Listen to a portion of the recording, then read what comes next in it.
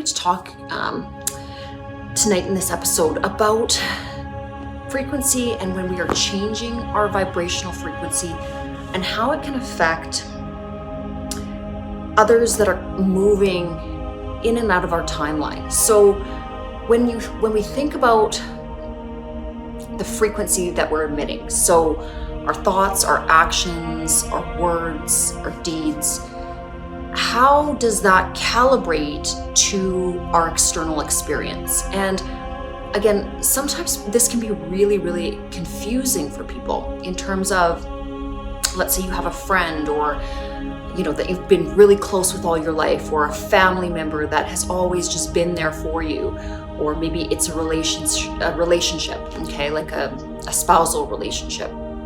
And all of a sudden you start to make these very, specific changes in terms of your consciousness, in terms of your actions, words, deeds, everything that you are emanating.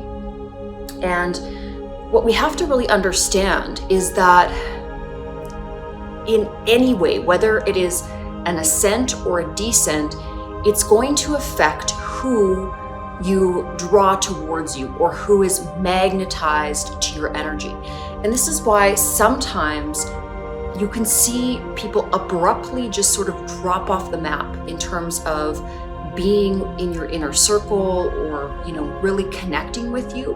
And that's due to, again, where you're at in terms of your personal calibration. So, for example, maybe you have a best friend and you've always had this individual in your life, and you've always done things together, gone on trips together, you're talking to them every day. But to a great degree, a lot of what that long-term friendship, dialogue was about was very low vibrational. Maybe it was gossiping about other people, even though they're people that you mutually knew for a really long time, or, maybe you had some activities with this friend that were not super high vibrational. So maybe you guys, would often meet to drink or something like that. And then all of a sudden, if you are individually raising your vibration or raising your frequency, so, you start maybe doing some meditation, some yoga, you're reading some spiritual books, you're meditating, and you're starting to be really, really conscious about what you're emanating. And then all of a sudden you realize that this person is just sort of dropping out of your timeline. They're not contacting you as much. They're just, in a sense, the field is pushing them away from you because you're not in alignment with that, previous frequency that the two of you shared. And this can, again, it can work in both ways. So either, if you're really on an ascent, your frequency is moving upward in terms of, you're really vibrating a lot of unconditional love and compassion and temperance, and you're really in a state of learning, you're going to find that you magnetize people that are on that same frequency, or you essentially call them in towards you.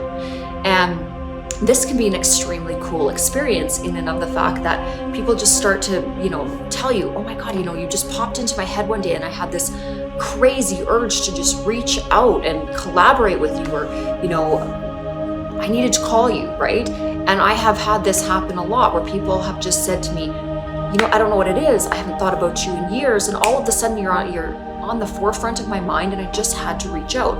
And now, I'm working with them, or they're part of my team.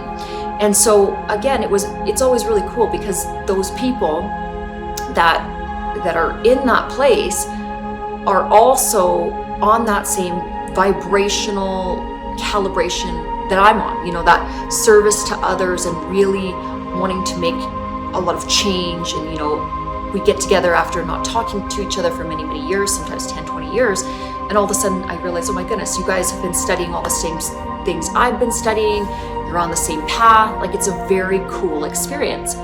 But in other ways, okay, and where I want to kind of explain this, because I've had a few friends talk about sort of this from a loss perspective. So it's neat to see when we're rising up how we can call in, so people can also drop out of your field as well. And sometimes this can be a bit of a complicated thing to understand, and it can also be kind of a painful thing, because you can still feel a lot of love for these individuals. You can still really want to have, losing any kind of connection is difficult. But what you have to realize is that when an energy isn't in alignment with you, it's not serving your pathway. It's not serving your mission and what you are here to accomplish. And again, most of us, once we've gotten to this point of awakening, we do want to continue that upward spiral, and we want to keep seeking and learning and becoming a better version of ourselves. And a lot of times you'll find on this journey that you will have family members, friends, spouses, loved ones that just have no interest in taking that same journey, or they may not take it, for many, many years. And it may be something that, again, happens for them later in life. And then that's, again, when they'll be magnetized back into your life. But it does, and it can be very difficult to experience this in terms of the loss that happens, okay?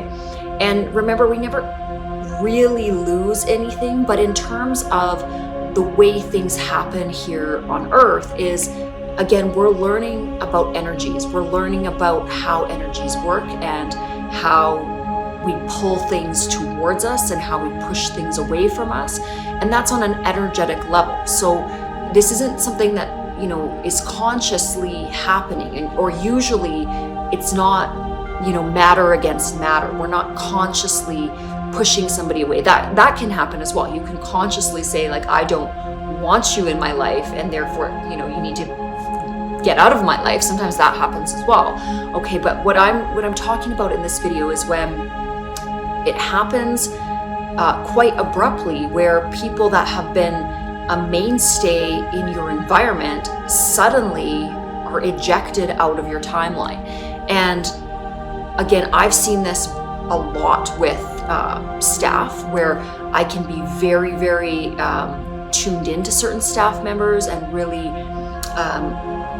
feeling a lot of camaraderie with them. And then all of a sudden I kind of make this quantum leap and I get into a different zone, a more expanded consciousness, where again, I'm kind of settling into a new way of seeing things. And I no longer align with that kind of frequency I was on previously. And it doesn't mean that there's anything negative about that person, but one way or another, that person just maybe finds a new job, or there's just something where it's sort of this immediate splitting, I guess is the best way that you can put it. And there's not, a lot of times there's not anything concrete that you'll identify. Like, you didn't do anything to that person, they didn't really do anything to you. It's just this abrupt kind of 90-degree angle where now you are no longer in alignment with that person. And so I want to talk a little bit about the soul family and contracts in terms of your soul's evolution and some of these different things that also come into play, okay? Because it can be a mechanism of, some of this karma that you're releasing. It can be a mechanism that a soul contract has ended. So you have gone through the learning with that other soul, and that contract has now ended and the learning has been completed, and there's no longer a reason for those two souls to be conjoined in a really conjunctive way. And therefore, again, it's almost like there's this evaporation of that tension that is holding you and that other together, or you and that particular group together, okay? And so in terms of understanding relationships, it's kind of a new way of looking at them, okay? Because from a very three-dimensional, matter-based, linear kind of thinking, we almost have this idea that individuals are going to be in our life for the long term, and that essentially that we're always going to have people, our core people with us. But if we can understand this from an energy perspective, that again, energy is always in motion, and that energy it's wanting to evolve, it's wanting to change, it's dynamic, okay? We are an energy body. So yes, we are existing in this three-dimensional body, and it is matter-based, okay? So we're experiencing the denseness of it, okay?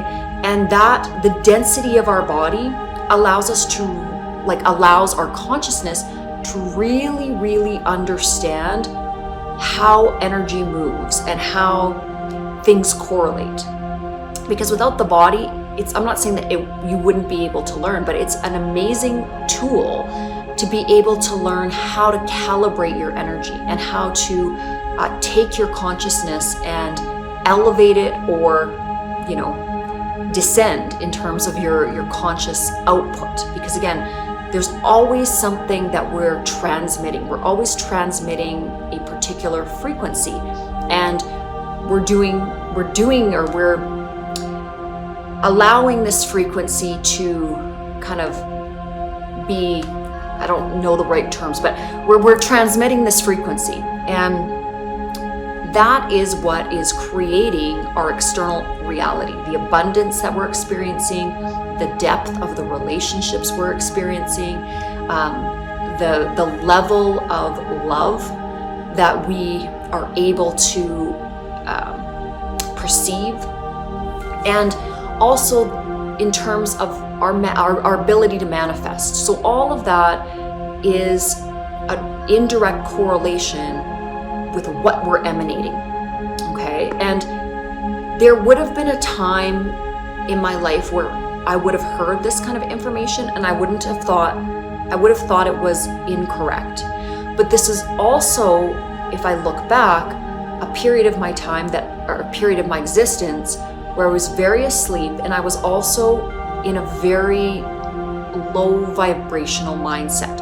So I was a victim of everything. I was really fixated on my circumstances, my upbringing, so more so the cup half empty viewpoint. And I really marinated my existence in this type of lower vibrational frequency for quite a long time. And it wasn't that I was a bad person. It wasn't that I was an evil person or anything like that. I was just very unaware of the concept of even attempting to change my situation via my thoughts or through the mechanism of consciousness. And it took a lot of self-help and, very basic infrastructure in terms of changing my mental health. So just simple things like, positive thinking, exercise, affirmations, the very basics. And I started to implement those things over a number of years, and then, really also integrating doing a great job and working hard and being grateful, being humble, but really not having much of an understanding of that being correlated to anything. Like, I did it, but I did it more because I thought that was what good people did or do. And maybe if you were a good person and God really liked you and you did some great stuff, you would go to heaven. Like, I didn't have a really clear conception when I was a younger person of how any of that worked. And I just hadn't done enough research, essentially, to have any scope of thinking around it. So had this kind of information been presented to me, years and years ago, I wouldn't have understood it, and I really wouldn't have been able to implement it either. Like, it would have just gone way over my head, because again, the way that my thoughts were calibrating was a very, poor me kind of an attitude. And so I wouldn't have been able to do this work. It wouldn't have resonated with me, and to this idea of ascension, or this idea of the collective consciousness or timelines, or the law of attraction, it would have sounded really cool, and I would have tried it for a few days, and then I would have said, oh, it doesn't work, nothing's happening, I didn't win the lottery. And again, that's why I want to make these videos, because it's from a very basic perspective. And trust me, I have gone through life, a good chunk of my life, with a very basic perspective on things, like a very Newtonian kind of physical reality viewpoint. And there was nothing wrong with me when I was thinking those thoughts or being that way. I was in innocence. I was innocently blind, and I was not necessarily in bliss, but my ignorance was dictating the outcome of my reality.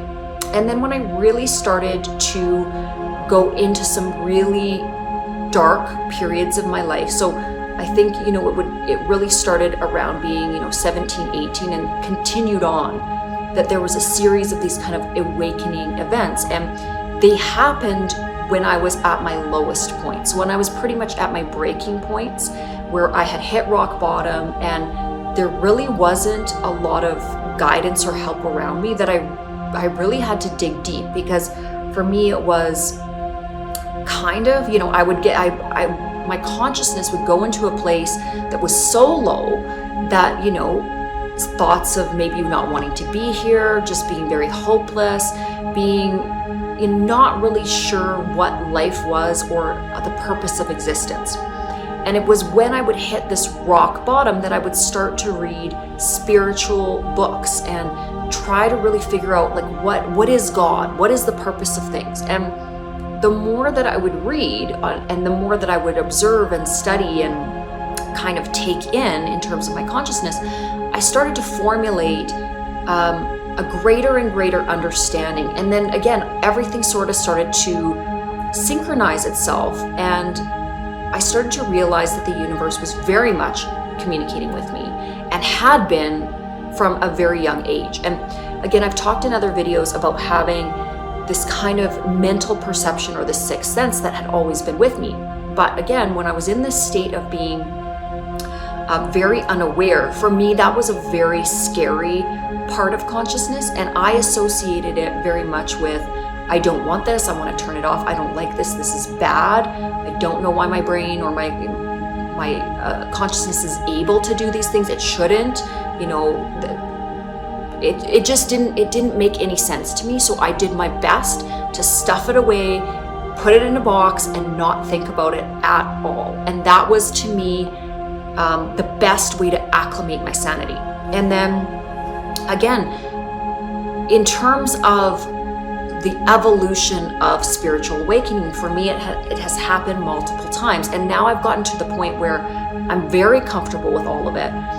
And I'm very comfortable talking about it because I've gotten to the point where I've experienced the laws of creation, the law of attraction, the laws of assumption, cause and effect, and this scale of consciousness that absolutely out-manifests due to what you are creating in the landscape of your mind. And of course, whatever you're creating in the landscape of your mind, the assumptions, the things that you're doing, it is happening in the external reality. And especially when you start paying attention to it, you realize, wow, like I have a lot of control over my destiny. This is incredible.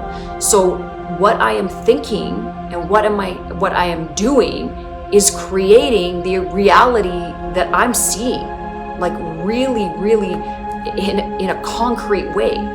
And it takes a little bit of time to see it, but when you start seeing the positive upswing of it, so when you start to see that when you're really existing in this high level of self-preservation, self-love, and emanating compassion, kindness, unconditional love, non-judgment, and then you're also pairing that with some really good actionable deeds and work, a tremendous amount of abundance is just pulled towards you. And the type of relationships that are so authentic are also pulled towards you. And the most wonderful people start showing up in your life, and it's just like, it seems miraculous. It seems too good to be true.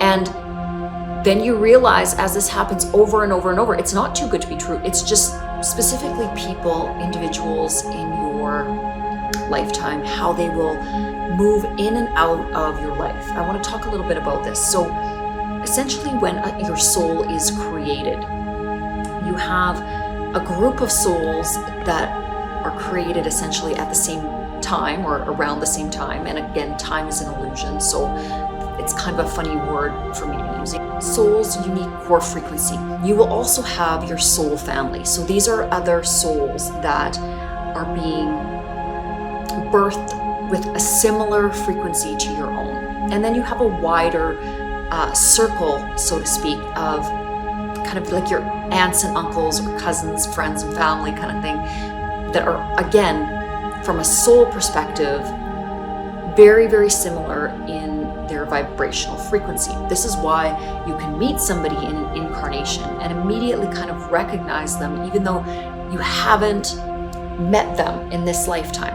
And again, generally what happens is you will incarnate over and over again with similar, well, with individuals that are similar in core frequency. And we can term those individuals your soul family. And then again, there's going to kind of be a broader swath of souls that will also sometimes incarnate along with you. Okay, and they share, again, similar, not exact, but they are in that sort of wheelhouse in terms of that vibrational patterning or the frequency that you hold. And there are also soul contracts. So in terms of soul contracts, these can be souls that are very, very different from you in terms of their vibrational frequency. And that's different isn't bad. I mean, this variety is what makes our world so beautifully complex. So with soul contracts and the way that functions and the way that you will actually feel that experience is you will be very magnetized. You'll feel very drawn to an individual that you have a soul contract with. Because again, remember that anything to do with a soul contract was pre-designed before you incarnated. And it's not that it has to necessarily play out in a specific way, but there was some intentionality around it, that two souls would meet, and they are generally trying to help the other, or both simultaneously help each other learn more about the aspect of beingness, okay? And there's the mechanism of karma, and then there's the mechanism of dharma. And karma being sort of these, I don't want to say negative life lessons, but when we are experiencing an extreme amount of distortion, that is usually what kind of enacts karma, okay? Because when we're coming from, a calibration that's not aligned with light and love and the highest expression of our core soul frequency, we will tend to accumulate this karmic residual energy around us. And we have to equalize this karma to be able to ascend. And it is individuals in our soul family, our core soul family, that are here. There's also many of them that stay behind on any given incarnation and kind of guide us.